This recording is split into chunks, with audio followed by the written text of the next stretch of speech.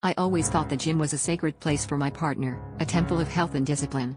At least, that's what I was led to believe during those long evenings when they claimed to be sweating it out under fluorescent lights and the watchful eyes of personal trainers.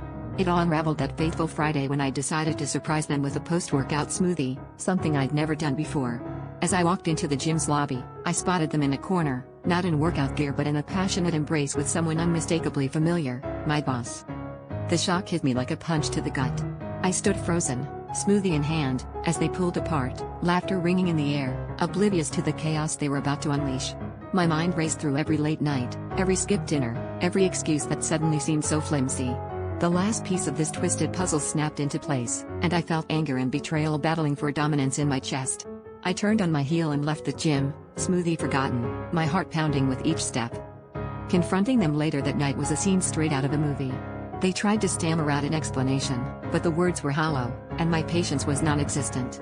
When I mentioned my boss, their face paled, confirming my worst fears. The confrontation escalated into a fiery argument, accusations flying like daggers, cutting through the remnants of what I thought was a solid relationship. The betrayal was doubled, not just a lover lost, but a job in jeopardy, dangled in this web of deceit. In the aftermath, I found myself facing a choice, to let this revelation consume me or to find a way to rise above the ashes of our shattered relationship.